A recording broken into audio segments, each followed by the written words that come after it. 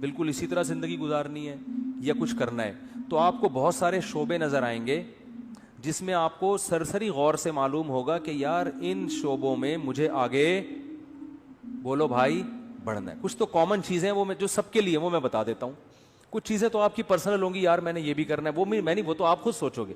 کچھ چیزیں تو ایسی ہیں جو دنیا میں ہر پاگل سے پاگل آدمی کہتا ہے کہ یہ تو سب نے کرنا ہی ہے. ان میں سب سے پہلی چیز ہے صحت. ویسے تو سب سے پہلی چیز ہے اسلام، اللہ کے لیے کیا کیا، لیکن میں صحت کو اس لیے پہلے نمبر پہ کہ اسلام پر عمل بھی صحت کے بغیر ممکن، کیونکہ جب بیمار ہو گئے نا تو وہ کچھ بھی نہیں کر سکو گے پھر. تو بیمار ہونے سے پہلے صحت کی حالت میں اتنا کچھ کر لو کہ بیمار ہونے کے بعد حسرت اور افسوس نہ رہے. اس لیے میں صحت کو پہلے رکھ رہا ہوں، ورنہ پہلے تو دین ہے نا. تو سب سے پہلے آپ لکھو کہ بھائی صحت کے حوالے سے میری مستقبل میں کیا پالیسی ہے. جس طرح سے پھوڑ رہا ہوں یہی پھوڑتا رہوں، جو مرضی دعوت پہ بلا لے چلا جاؤں، جتنے مرضی کوفتے کھلا دے کھا جاؤں. صبح پراٹھے پھوڑ رہا ہوں، صبح 11 بجے سو کے اٹھ رہا ہوں میں، ٹھیک ہے نا، اور پھر آفس لیٹ پہنچ رہا ہوں، اور پھر وہاں بھی وہ کیک رس چائے میں ڈبو کے کھا رہا ہوں، پھر شام کو سموسے بھی کھا رہا ہوں، پھر دوپہر بھی کھانا کھا لیا، پھر اس کے بعد سگریٹ بھی پی لی، پھر چائے بھی پھوڑ دی.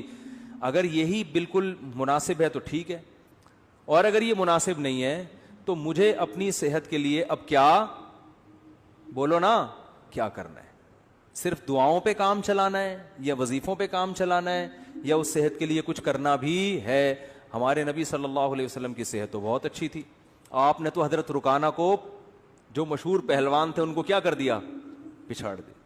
آپ تو گھڑ سوار تھے، میدان جنگ میں سب سے آگے آپ صلی اللہ علیہ وسلم ہوا کرتے تھے. تو یار میں کیا، اگر آج اسلام کو ضرورت ہوئی یا کسی مظلوم یا کسی ظالم کے خلاف لڑنا ہوا تو میں پتلی گلی سے بھاگوں گا یا وہاں کھڑا رہوں گا. ہمارے ایک دوست تھے، ان کے بڑے قریبی دوست تھے، کہتے ہیں میں ایک دفعہ پٹ رہا تھا تو میں نے پیچھے مڑ کے دیکھا تو میرے جو جگری دوست تھے نا وہ ایسے غائب ہوئے جیسے پیدا ہوئے ہی نہیں اس کائنات.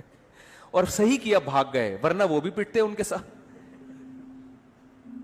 وہ بھی پٹتے نا، کیونکہ ظاہر صحتیں ہے ہی نہیں، صحتیں ہی نہیں ہے کوٹنے پیٹنے والی. تو مرد کو تو ایسا ہونا چاہیے پیٹے نہیں بلا وجہ. کبھی ضرورت پڑتی ہے کہ آپ کو پٹنا بھی پڑتا ہے، اور پٹنے سے بچنے کے لیے سامنے والے کو پیٹنا پڑتا ہے. موسیٰ علیہ السلام نے ایک تھپڑ لگایا تھا قبطی کو، اس کا انا للہ ہو گیا تھا. کیا صحت تھی کہ نہیں تھی؟ تو وہ انہوں نے قتل کی نیت سے مارا نہیں تھا، ان کی نیت تو یہ تھی لڑائی چھڑوانے کے لیے چانٹا لگا اور وہ مر گیا. تو مارنے کی نیت سے اگر مکہ مارتے تو کیا حال ہوتا اس کا، آپ خود سوچو. تو دیندار آدمی ہوں، نبی صلی اللہ علیہ وسلم نے فرمایا، آپ اپنے بارے میں سوچیں گے کہ دیندار ہوں تو نبی نے، یا دیندار بننا چاہتا ہوں تو نبی نے فرمایا طاقتور مومن کمزور مومن سے اللہ کو زیادہ محبوب ہے.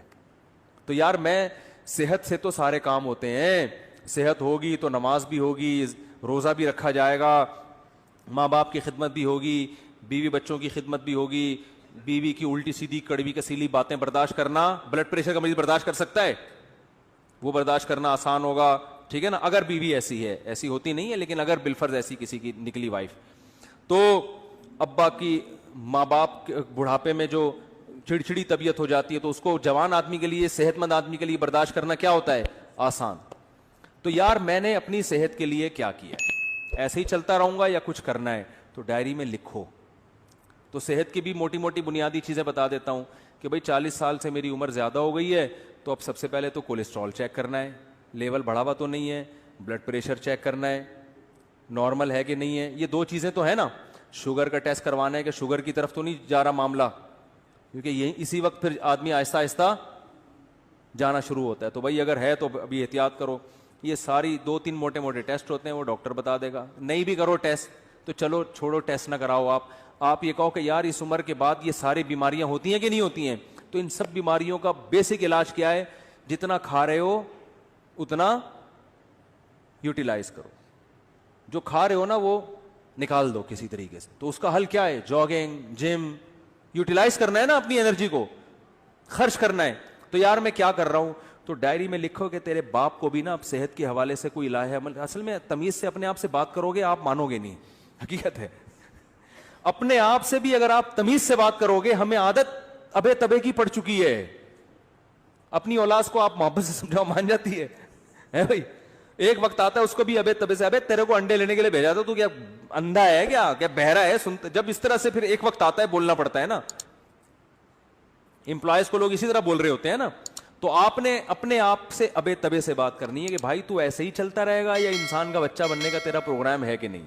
تو بننے کا پروگرام ہے تو آج سے تھوڑا خوراک کا شیڈول کیا کرنا ہے, ایکسرسائز کرنی ہے, صبح اٹھ کے جاگنگ کرنی ہے, کبھی کبھار جم بھی جانا ہے, اور رات کو جلدی سونا ہے. رات کو دیر سے سونے والوں کو شوگر بہت جلدی حملہ کرتی ہے, ڈپریشن میں جاتے ہیں.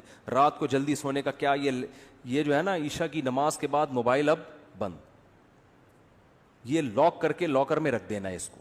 عشاء کے بعد موبائل ہاتھ میں نہیں آئے گا. وہ ہر ایک کی اپنی الگ ترتیب ہو سکتی ہے, میں تو مثالیں دے رہا ہوں. آپ عشاء نہیں تو 9 بجے کر لو, 10 بجے کر لو, 11 بجے کر لو, کوئی ٹائم تو یہ تو نہیں کہ ساری رات بیٹھا ہوا ہے موبائل پہ,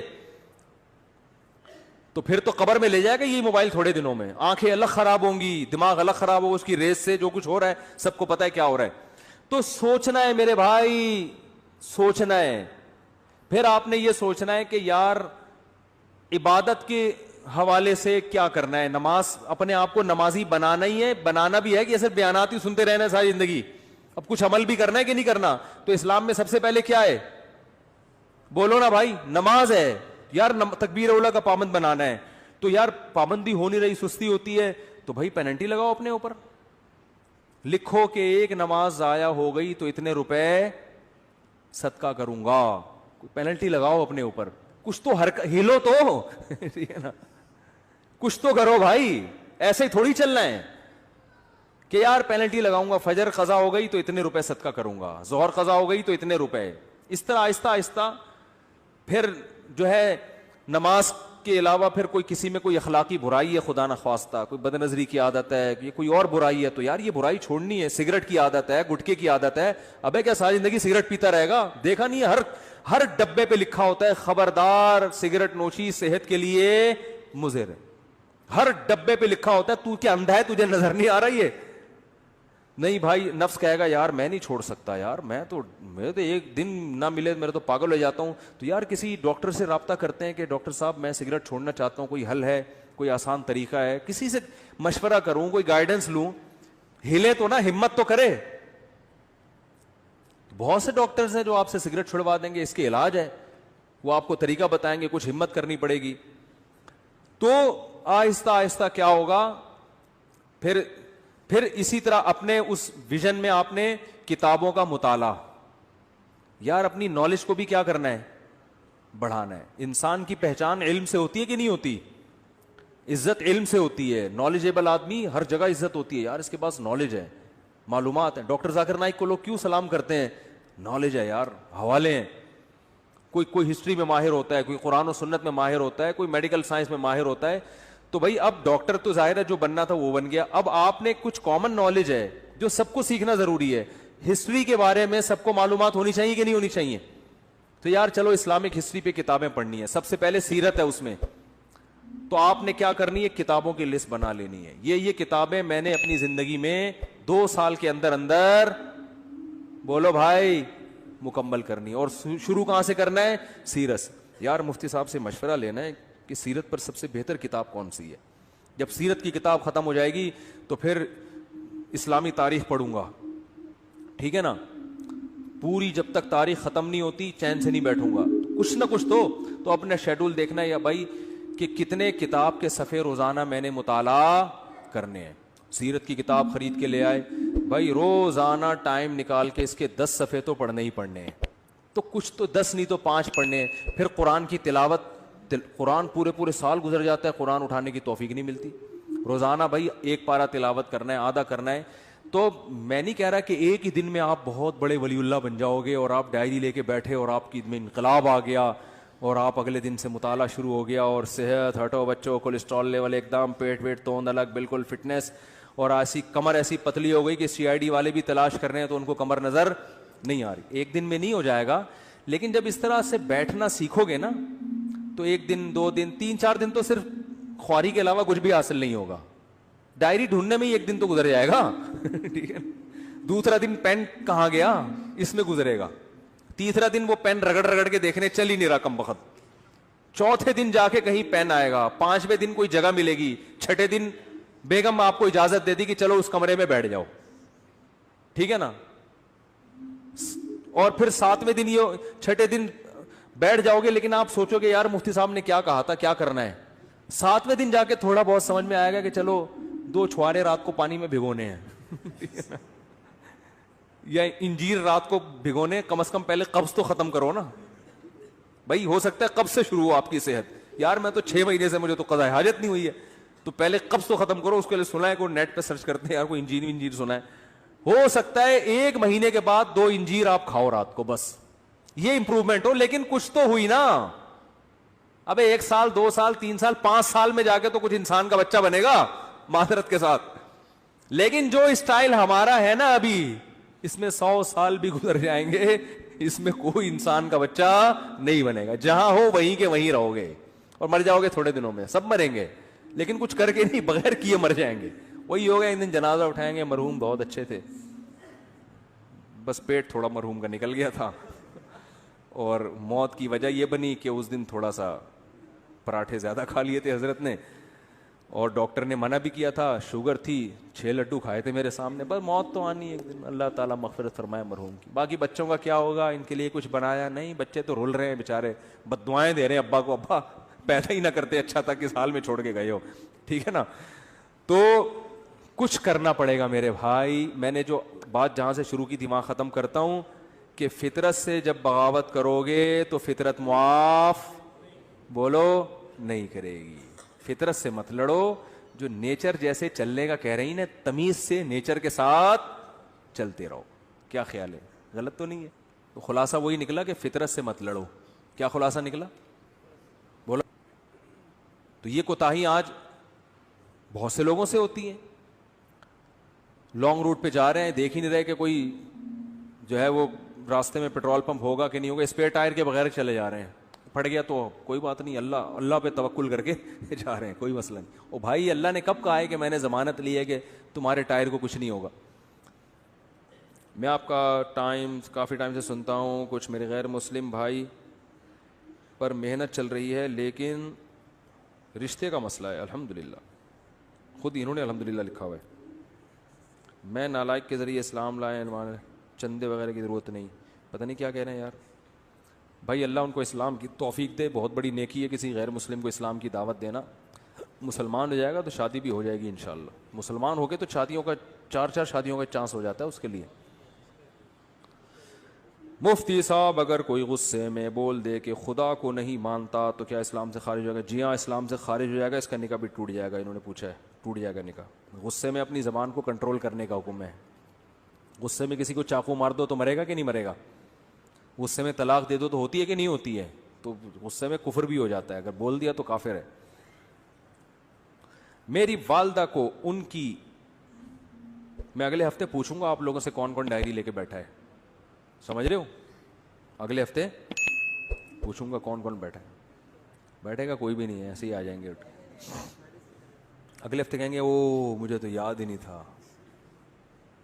میری والدہ کو ان کی وراثت میں سے حصہ ملا ہے, میرے والد بول رہے ہیں ان پیسوں میں 1 لاکھ تم رکھ لو, باقی 7 لاکھ دو, کیونکہ میں گھر کا خرچہ چلا رہا ہوں. والد صاحب کو 1 کروڑ دو. پتہ نہیں یار, رائٹنگ آج کل لوگوں کی صحیح نہیں ہے. بھائی جس کا جتنا حصہ ہے وہ اسی کا ہے. ابا اگر اماں سے مانگ رہے ہیں, آپ کی اماں سے کہ اتنے مجھے دے دو, تو اماں پر لازم نہیں ہے ان کو دینا, ٹھیک ہے نا. وراثت میں آج کل بڑی گڑبڑیں ہو رہی ہیں, جو جس کا ہے وہ اسی کا ہے. اتنی ساری پرچیاں دے دیں جلدی جلدی. مولانا صاحب ایک مسئلہ, تصویر سامنے حرام ہے, پروفائل پہ تصویر لگانا حرام نہیں ہے. جواب سے سوال خود ہی نکال لیں تاکہ ٹائم بچے گا نا, کیونکہ ہماری رائے میں یہ ڈیجیٹل تصویر میں داخل نہیں ہے. یہ وہی ہے, بس ہم نے بتا دیا آپ کو جواب. ٹائم کم ہے نا, تو جواب سے سوال خود ہی نکالیں. بھائی دیکھو, جواب یہ ہے کہ محمد بن قاسم نے, محمود غزنوی نے ہندوستان پہ 17 حملے کیے. تو سوال کیا ہے, محمود غزنوی نے ہندوستان پر کتنے حملے کیے؟ تو خود ہی سوال نکالے نا.